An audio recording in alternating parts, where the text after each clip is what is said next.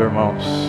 Alegria estarmos novamente aqui para juntos adorar o nosso Deus e compartilhar da sua preciosa palavra. O nosso texto hoje está na primeira carta do apóstolo Pedro, capítulo 2.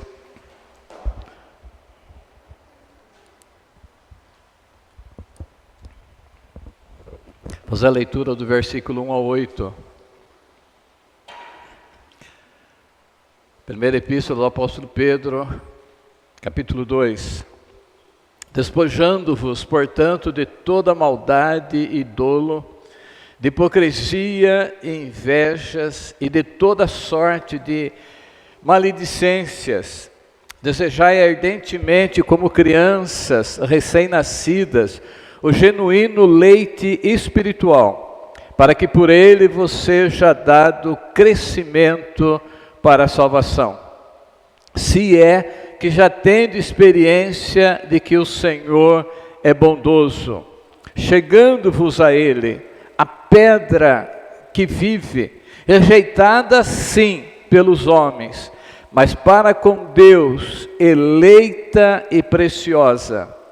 Também vós mesmos, como pedra que vivem, sois edificados casa espiritual para serdes sacerdócio santo, a fim de oferecerdes sacrifícios espirituais agradáveis a Deus por meio de Jesus Cristo. Pois isto está na Escritura: eis que põe em Sião uma pedra angular, eleita e preciosa, e quem nela crer não será, de modo algum, envergonhado. Para vós outros, portanto, os que credes, é a preciosidade, mas para os descrentes, a pedra que os construtores rejeitaram, essa veio a ser a principal pedra angular e pedra de tropeço e rocha de ofensa. São estes os que tropeçam na palavra, sendo desobedientes para o que também foram postos. Irmão, no capítulo 1, eu estou pregando esse texto também lá em Farroupilha. No capítulo 1, principalmente do versículo de 1 a 5, o apóstolo Pedro está escrevendo para os cristãos dispersos, que eram forasteiros, foram dispersos pela grande perseguição do primeiro século, quando o imperador Nero, ele tacou fogo, em alguns bairros de Roma e jogou a culpa sobre os cristãos. Aí desencadeou uma terrível perseguição, onde o apóstolo Paulo foi decapitado e o apóstolo Pedro foi crucificado. E Pedro escreve essa carta, ele inicia dizendo que eles, os cristãos, os salvos, nós fomos eleitos de Deus. Somos eleitos de Deus, nós fomos regenerados pelo poder do Espírito Santo, regenerado para uma viva esperança mediante a morte de nosso Senhor Jesus Cristo. Fala que nós temos uma herança incorruptível, gloriosa, reservada no céu para nós, e que nós somos guardados pelo poder de Deus mediante a fé a ser revelada no último tempo.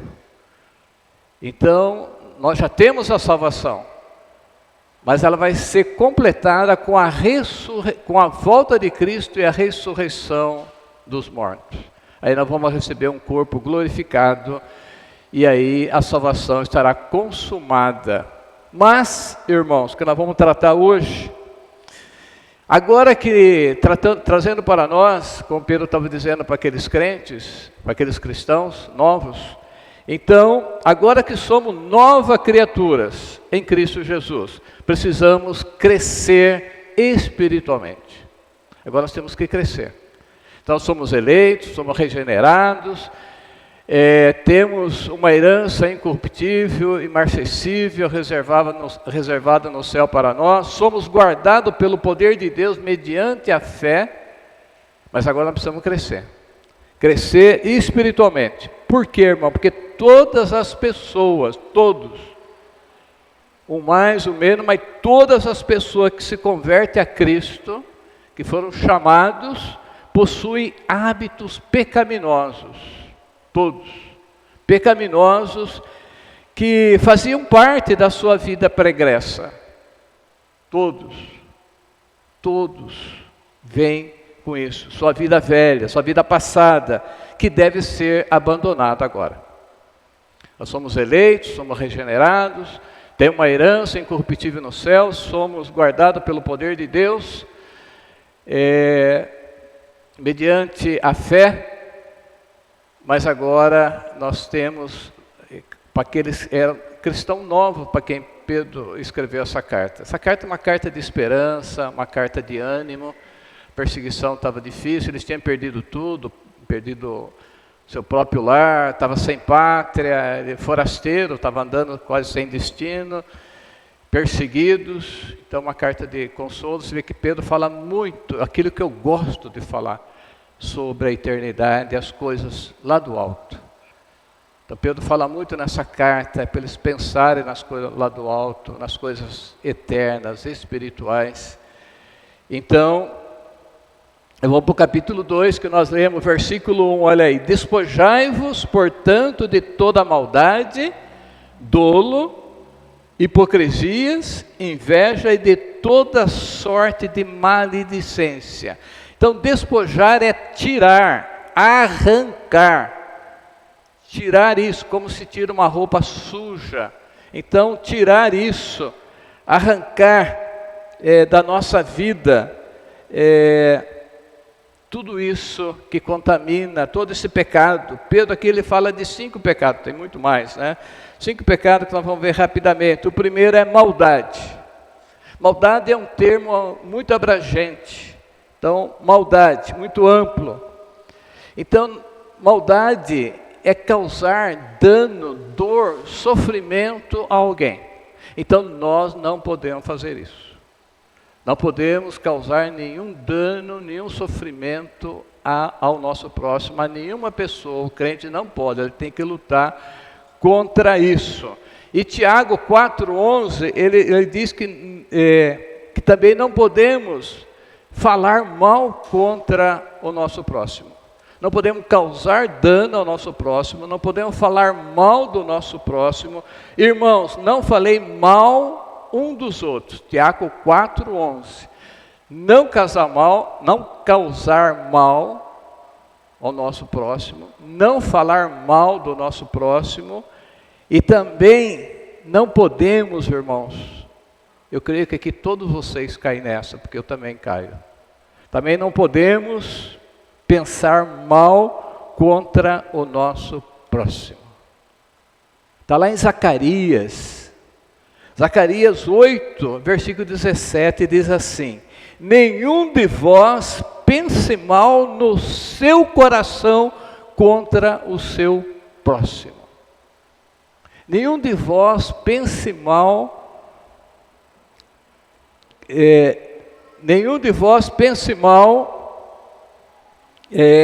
no seu coração contra o seu próximo. Agora, pensa um pouco, no coração, coisa que ninguém sabe, na nossa mente, pensar mal contra alguém. Não podemos praticar o mal, não podemos falar mal e nem pensar mal do nosso próximo, diz as Escrituras Sagradas. E como que está a tua vida? Como que está?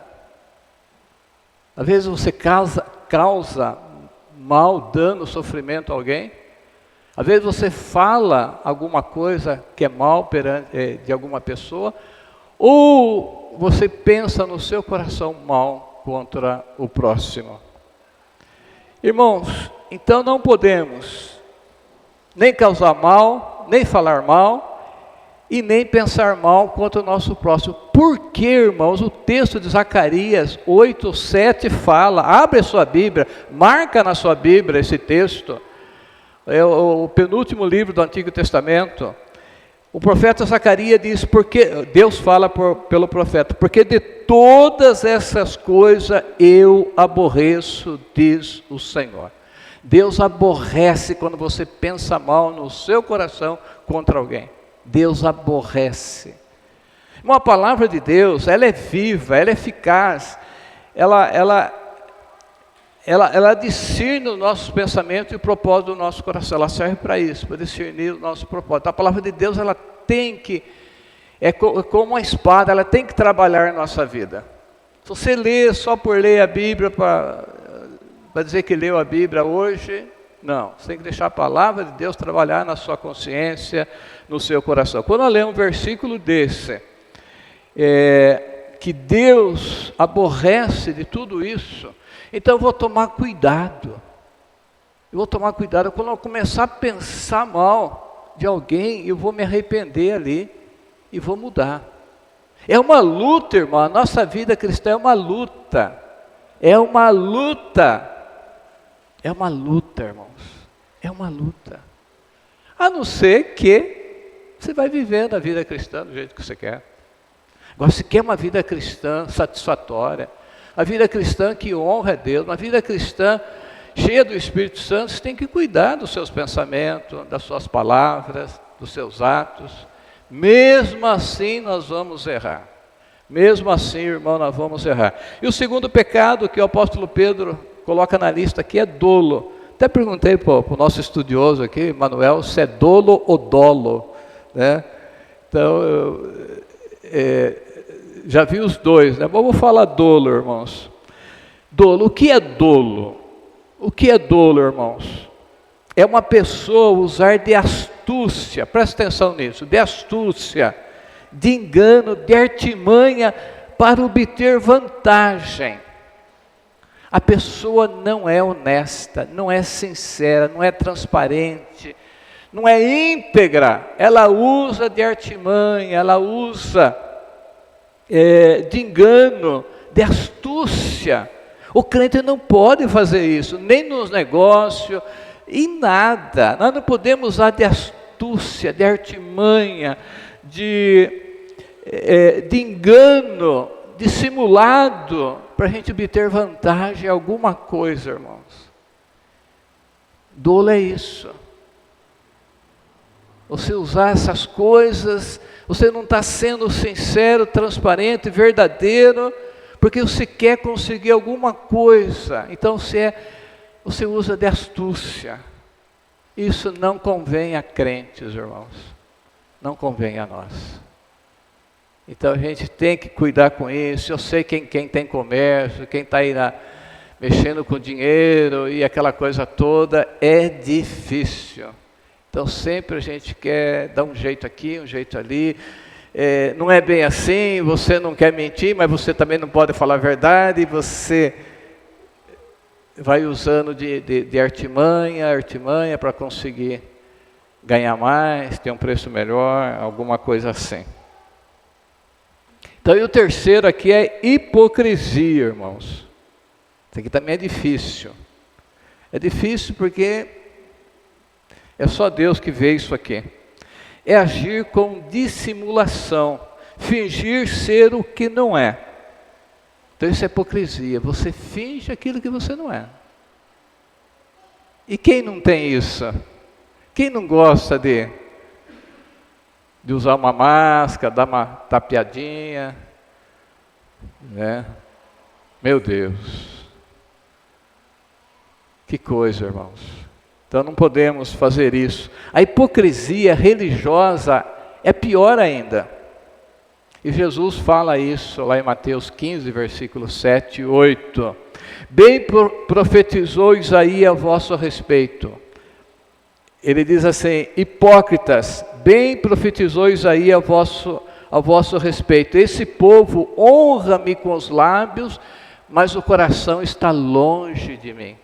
Quantos aqui será que o coração está longe desse ato de culto aqui? Espero que ninguém, né? Quantos já estão pensando na macarronada e alguma coisa? Aqui fala massa, né? Eu sou paulista, né? Então, macarronada de domingo. Então, às vezes está aqui olhando aqui para o pastor, mas a mente está está longe. E Jesus falou sobre isso. Chamou aquele povo de hipócrita, bem profetizou Isaías, hipócrita, bem profetizou Isaías a vosso respeito. Vocês honram-me com os lábios, mas o coração está longe de mim. Nós não corremos esse risco, irmão, de louvar, de honrar o Senhor com os lábios, mas o coração está longe do Senhor. Em vão me adoram. Então isso é hipocrisia. O cristão hipócrita que existe, estou falando de nós aqui não, estou falando de ninguém aqui. O cristão hipócrita, ele finge ser espiritual aos domingos, mas durante a semana, dos dias da semana, ele é carnal. Domingo ele é espiritual, ele é piedoso, vai na igreja, escola dominical, culto, piedoso. Mas durante a semana, ele é carnal, ele é mundano. Vive como mundano, vive como uma pessoa carnal. Mas domingo, ele é espiritual. Então isso é hipocrisia. Isso é máscara, capa, fingimento. Mas pode acontecer. Então, irmãos, a palavra de Deus tem que estar sempre mexendo com nós. Sempre a palavra de Deus tem que estar nos cutucando. Então, para a gente despertar. Senão nós vamos acomodando. E o pecado, ele cauteriza. A gente não percebe mais. Parece que a gente está vivendo uma vida, você começa a ver tantas coisas erradas aí fora, fala, nossa, eu sou um santo. Não, mas teu padrão é o mundo. Esse não é o nosso padrão é a Escritura. Nossa Escritura tem que estar sempre tocando a nossa consciência, tocando o nosso coração, nos acordando, despertando, levando ao arrependimento, chorando, mudando de rumo, mudando de atitude. A palavra de Deus tem que trabalhar, ela trabalha, irmão, em nossa vida, pelo Espírito Santo de Deus. E o quarto pecado que o apóstolo Pedro fala aqui, que precisamos tirar da nossa vida, é a inveja. Aí, crente não tem inveja, imagina, crente tem inveja.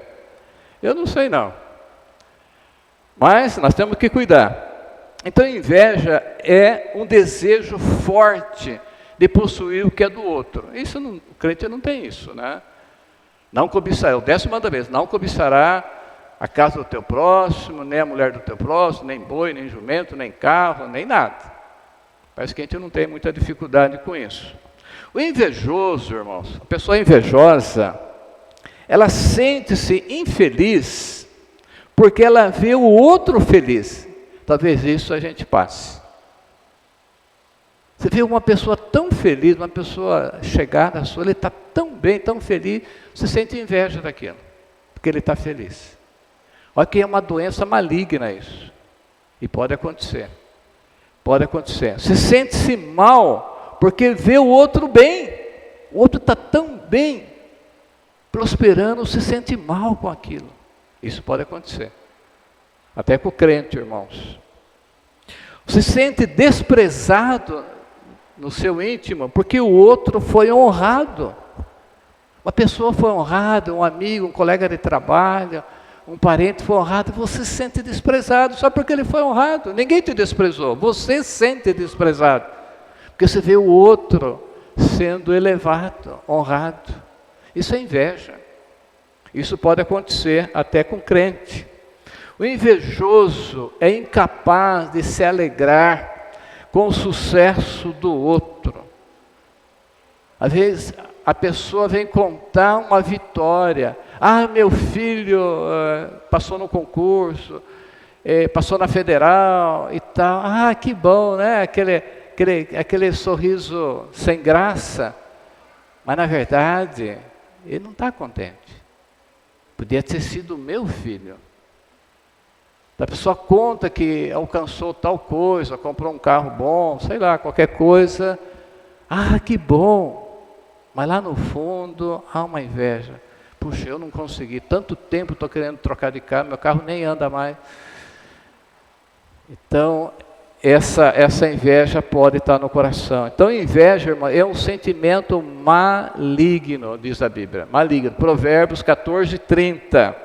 Diz que a inveja é podridão nos ossos. Podridão nos ossos é inveja. Inveja é podridão nos ossos. Pensa no câncer. Câncer na coluna. Eu conheci pessoas com câncer na coluna. Você não pode nem mexer que aquilo vai sair tudo fora do lugar. Então, a inveja é assim. E o quinto pecado aqui é relacionado ao primeiro, a maledicência. Maledicência é falar mal de outro, principalmente na ausência da pessoa. Na ausência da pessoa, a pessoa fala mal.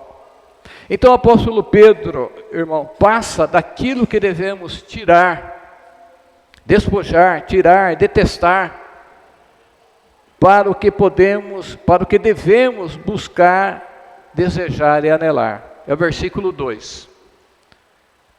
Primeira carta de Pedro, 2:2. Desejar. Então primeiro fala despojar, arranque, tire esses trapos imundos da sua vida, espiritualmente falando. Tira isso. Agora vocês desejem, busquem, revistam, desejai ardentemente. Ardentemente parece que é fogo, né? Fogo queimando por dentro, aquele desejo, um amor ardente, né? Então, desejar ardentemente como crianças recém-nascidas. Aí chegou uma aqui, ó, chegou o Isaac aí, recém-nascida. Para a Mariana vai dizer se é isso mesmo, né, Mariana? Desejar ardentemente como criança recém-nascida, o quê? O genuíno leite espiritual, para que por ele vos seja dado crescimento para a salvação.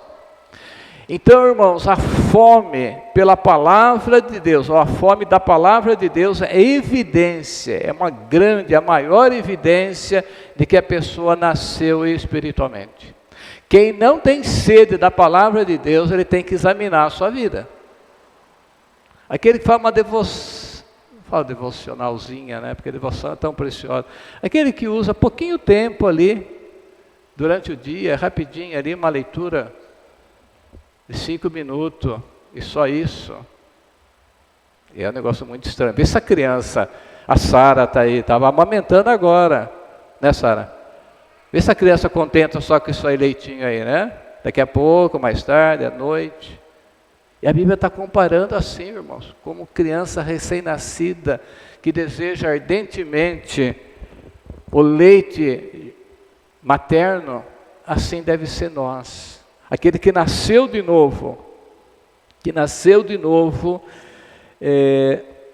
assim como a criança recém-nascida deseja ardentemente o leite materno, assim a pessoa que nasceu de novo deseja ardentemente o leite espiritual, que é a palavra de Deus. Você se converteu? Nasceu de novo? Mas se não tem sede, fome da palavra de Deus, é um negócio, não estou julgando ninguém aqui, por favor, é um negócio duvidoso. Porque é natural, quem é mãe, pai, todos nós sabemos. A criança quer, ela fica incomodada, ela chora, ela se bate, ela começa a cavocar ali para achar o seio da mãe, para amamentar. E assim também aquele que nasceu de novo. Irmão, nós nascemos pela palavra de Deus, nós somos regenerados pela palavra da verdade. Crescemos pela palavra de Deus. Não tem crescimento sem a Bíblia, irmãos. Nada pode substituir a palavra de Deus na vida daquele que nasceu de novo, daquele que foi salvo pela graça, daquele que foi regenerado pelo Espírito Santo. Não tem como. Já é uma coisa, é natural, como a criança nasceu, ela precisa do leite. A criança tem um instinto, ela vai buscar no seio da mãe. Agora um crente nasceu de novo, ele não quer, ele não tem sede da palavra de Deus. Será que nasceu mesmo? Será que ele tem o Espírito Santo de Deus mesmo? Ou apenas tornou religioso ou coisa semelhante? Nós temos que pensar nisso. Nada pode substituir a palavra de Deus na vida do crente. Nada nada, nada. Nós vamos para a igreja, a gente faz tantas coisas, mas tudo está envolvido a palavra de Deus. Mas eu falo mais da palavra de Deus a sós. Você é a sós com Deus, você é a sós com a palavra de Deus. Tem que ter um tempo a sós diariamente com a palavra de Deus.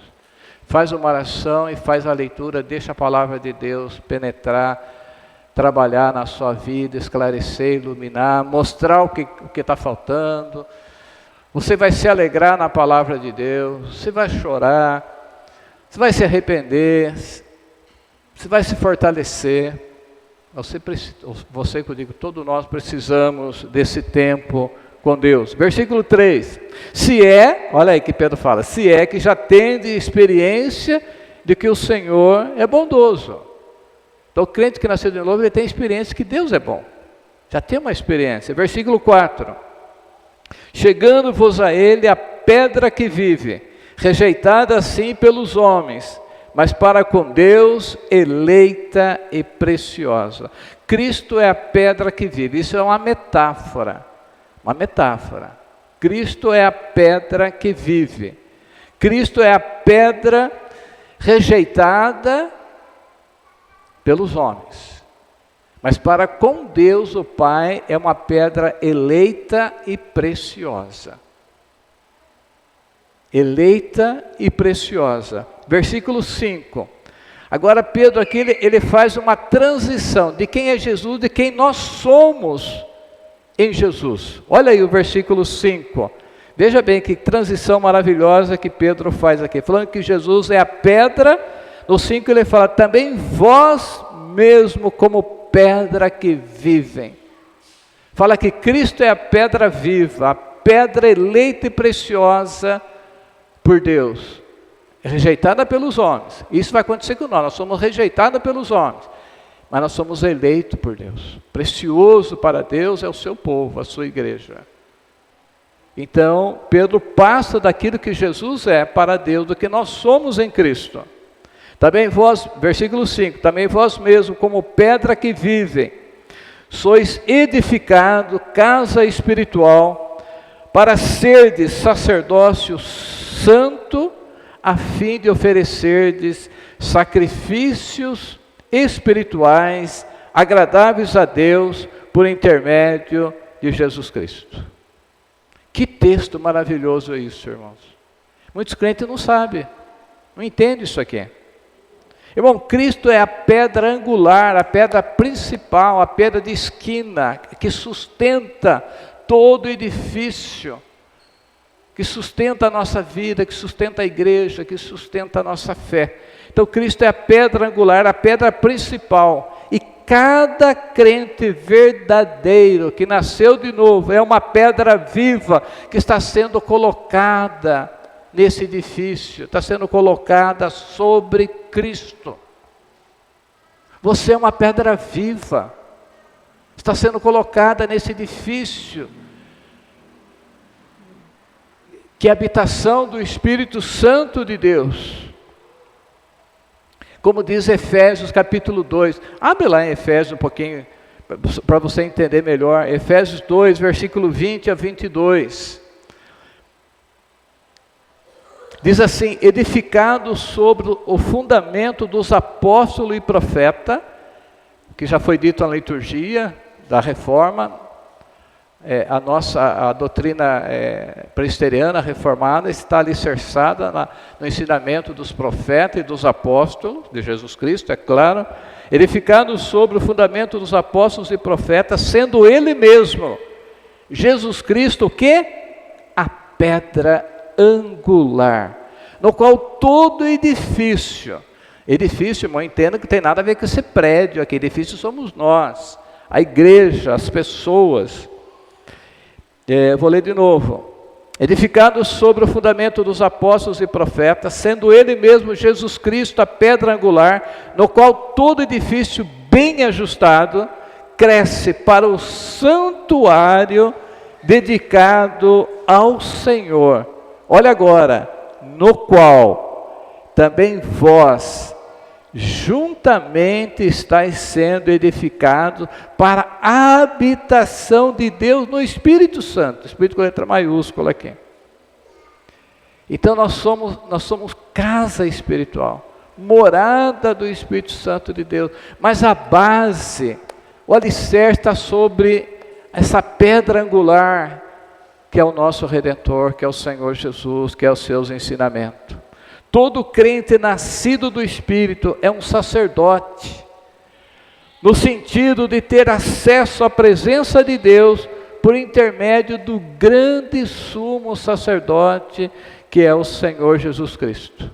Todos nós somos sacerdotes. Isso é um tema da reforma também. Cada crente é um sacerdote. Nós somos sacerdotes. Porque nós também podemos interceder pelas pessoas diante de Deus, a função do sacerdote. E nós temos acesso à presença de Deus por causa do nosso grande sumo sacerdote, segundo a ordem de Melquisedeque, que é o Senhor Jesus. Para quê, irmãos? Olha o versículo 5. A fim de oferecer de sacrifícios espirituais agradáveis a Deus por intermédio de Jesus Cristo. Final aí do versículo 5. Então nós sabemos que no Antigo Testamento tinha muitos sacrifícios. Agora, quais são os sacrifícios espirituais no Novo Testamento? Quais são, irmãos? E tem sacrifício espiritual no Novo Testamento. Romanos 12:1, todos conhecem. Diz que o sacrifício santo, agradável a Deus, é o nosso culto racional. Então o nosso culto, nesta manhã, nesta hora, é um sacrifício agradável a Deus, no Novo Testamento. Hebreus 13:5, por meio de Jesus, 13:15, por meio de Jesus, ofereçamos a Deus sempre sacrifícios de louvor, que é o fruto de lábios que confessa o seu nome. Então também nós estamos oferecendo esse sacrifício de louvor nesta manhã, o nosso Deus, como já cantamos, nós estamos confessando o nome de Jesus através dos louvores, por meio de Jesus Cristo, irmão, sempre é por meio de Cristo, por intermédio de Cristo. Isso você não pode tirar nunca do teu coração.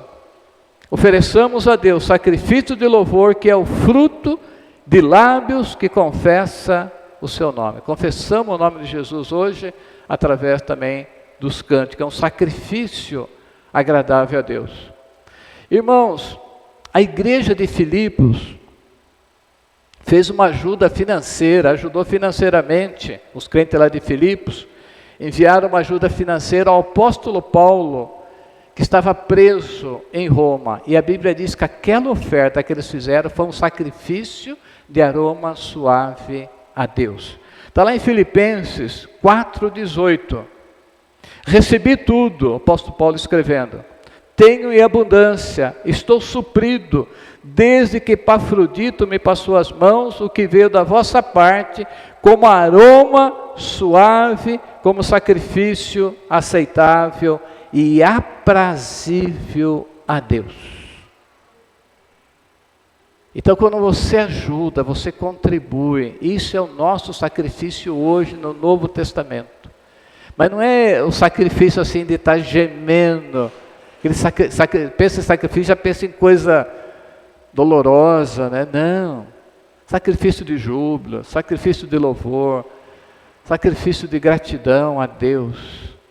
Quando contribuindo, quando ajudamos um missionário, enviamos oferta missionária, ajudamos pessoas carentes, isso são sacrifícios agradáveis a Deus. Mas tem que ser por intermédio de Jesus Cristo. O perfeito sacrifício de Cristo Jesus na cruz do Calvário santifica o nosso sacrifício, o nosso louvor, o nosso culto. Ele só é aceitável diante de Deus por causa do perfeito sacrifício que Jesus realizou lá na cruz por nós. Não tem outro meio. Pode desembolsar grande quantidade de dinheiro, mas se não for através de Cristo, não é aceito diante de Deus. Pode fazer carreta de doações de alimento, mas se não é através de Cristo, não é um sacrifício agradável a Deus. É o sacrifício de Cristo que torna o nosso sacrifício aceitável e agradável ao nosso Deus. E o versículo 6, 1 Pedro 2,6. Pois isso está na Escritura. Eis que põe em Sião uma pedra angular, eleita e preciosa. Quem nela crê, não será de modo algum envergonhado. Pedro aqui está citando o Salmo 118, versículo 22 e 23, Isaías 28, 16. Versículo 7. Para vós outros, portanto, os que credes, é a preciosidade. Eu queria fazer uma pergunta aqui para vocês, como eu já fiz para mim. Jesus é precioso para você? Não responda assim, claro que é. Jesus é tudo para mim. Não é assim. Jesus tem a primazia na sua vida. Primazia, além de ser o primeiro, é o mais importante, é tudo. Primazia, ter primazia. Primazia em tudo. Tudo. Ele tem a primazia. Então Jesus, ele é precioso para Deus o Pai. Sabe que Jesus é precioso para você? Se tivesse que fazer uma decisão de Jesus por alguma coisa valiosa na tua vida, sabe o que você faria? Sabe que Jesus realmente é precioso? Sabe que realmente Ele ocupa o primeiro lugar no seu coração, no seu sentimento, nos seus anelos, no seu sonho, em tudo na sua vida?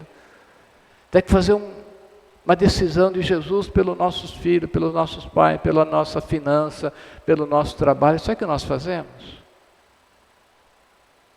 Nunca, talvez, nós vamos precisar passar por um teste desse, né? Mas já é bom ter isso aí assentado no coração. Está bem definido, bem sólido. Se acontecer isso, eu não penso duas vezes. Jesus é Jesus e sempre será Jesus para mim. Primeiro lugar para Ele. Nem que seja minha própria vida, como o apóstolo Paulo, como João Batista. Perdeu a cabeça, cortaram a cabeça de João Batista, degolaram o apóstolo Paulo, mas Cristo é a primazia na vida deles. Então a pergunta é: Jesus é precioso para você? Versículo 7, continuando. Mas para o descrente, a pedra que os construtores rejeitaram, essa veio a ser a principal pedra angular, pedra de tropeço e rocha de ofensa. Versículos 7 e 8.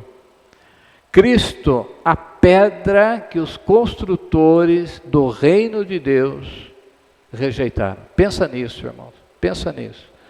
O Sinédrio, aqui está falando do povo de Israel, os líderes religiosos rejeitaram a pedra verdadeira desse edifício. Os saduceus, os fariseus, os escribas, o sacerdote, o sumo sacerdote, todo o Sinédrio rejeitaram essa pedra.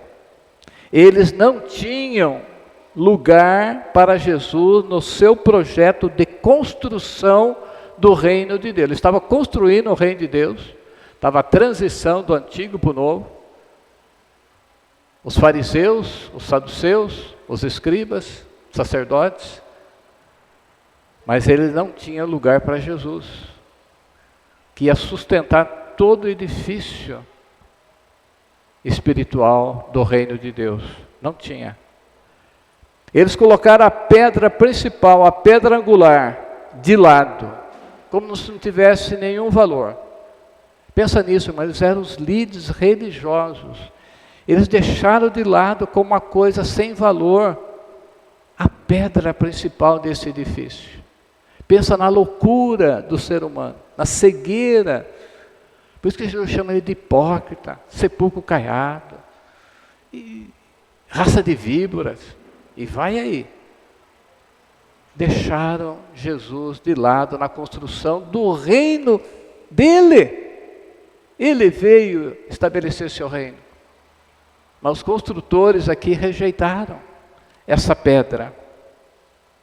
Não tinha valor. Irmãos, isso continua até os dias de hoje. Não há lugar para Jesus no projeto de vida de muita gente, irmãos. Tem muita gente que não consegue encaixar Jesus nos seus planos, na sua vida. Parece que Jesus não é bem-vindo, parece que com Jesus a coisa não vai dar certo não. As pessoas não conseguem encontrar lugar para Jesus em sua vida. Jesus é deixado de lado pela maioria esmagadora dessa terra, de lado, até na vida da igreja, na vida dos crentes, como algo que não faz falta. Você consegue ver sem Jesus daqui para frente? Se Jesus desaparecer da sua vida, você continua bem, feliz sem Jesus? Quantos e quantos cristãos que continuam a mesma coisa, trabalhando, cuidando da família, mas não tem Jesus. Se acabasse, Jesus sumisse do mapa, como que seria a sua vida? Eu preferia sumir também, desaparecer, morrer, acabar, do que viver sem Cristo. Mas tem gente que não. Jesus é deixado de lado como algo que não faz falta na vida das pessoas. Por isso que as pessoas têm vida vazia, vida sem propósito. Por isso que corre atrás de tantas coisas, tantas brigas, tantos litígios, tanta coisa, porque está faltando a verdadeira vida de Cristo na sua vida. Falam de Jesus, louvam a Jesus. Às vezes Jesus está bem longe, como Isaías já tinha profetizado. Mas para aqueles que Jesus não é, presta atenção agora, estamos encerrando, irmãos. Para aqueles que Jesus não é a preciosidade, isso pode incluir crentes também. Ele é a pedra de tropeço e a rocha de escândalo. Quando eu falo crente, eu não estou falando crente nascido de novo, não. Estou falando crente nominais. Crente de nome. Jesus é a pedra rejeitada pelos homens, eleita e preciosa para Deus. E aqui, o apóstolo Pedro, continuando aqui, ele fala, para aqueles que Jesus não é preciosidade, ele é a pedra de tropeço e rocha de escândalo. Vamos ver o que o próprio Jesus disse lá em Lucas 20. Lucas 20, versículo 17 e 18. Dá uma olhada, depois a gente volta e deixa aberto aqui. Mas Jesus, fitando-os, disse, que quer dizer, pois, o que está escrito? A pedra que os construtores rejeitaram, essa veio a ser a principal pedra angular. Versículo 18. Olha o versículo 18. Todo que cair sobre esta pedra ficará em pedaços. E aquele sobre quem essa pedra, e aquele sobre quem ela cair, ficará reduzido a pó. Vocês entendem essa linguagem aqui? Não há meio termo. Não há meio termo. Todo que cair sobre essa pedra, essa rocha que é Cristo, ficará o quê? Em pedaços. Em pedaços. E todo aquele a quem ela cair, ficará reduzida a pó. Irmãos, quem não se curvar humildemente aos seus pés, aos pés de Jesus, confessando como Senhor da sua vida, quem não fizer isso, com certeza vai tropeçar nessa pedra e vai ficar reduzido a pó. Aqueles que não se curvar diante de Jesus, que não se humilhar, não fisicamente, na alma, no coração, aquele que não reconhecer a soberania de Cristo absoluta, aquele que não tem Jesus como primazia na sua vida, essa pedra um dia vai esmagá-lo. No dia do juízo pode ser também. No dia do juízo. Irmão, essa pedra está no caminho de todo ser humano. todo ser humano, essa pedra está no caminho, irmãos. De todos, todos. E a pergunta que Pilatos fez um dia, quando ele estava julgando Jesus, ela continua até hoje. Que farei de Jesus, o chamado Cristo? Essa pergunta, irmãos, todos nós temos que responder. Todo ser humano que já viveu, que vai viver aqui na terra, precisa responder essa pergunta. Que farei de Jesus, o chamado Cristo?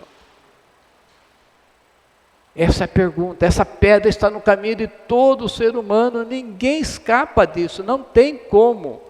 Jesus está no caminho de todo ser humano. Todo tem que responder essa pergunta de Pilatos. Não tem como esquivar dessa indagação. Ninguém pode ser indiferente perante o Filho de Deus. Ninguém pode ficar em cima do muro, porque o muro já pertence ao inimigo. Não existe em cima do muro. Todos nós temos que tomar uma decisão firme, séria, definitiva por Cristo. Todos, todos, todos.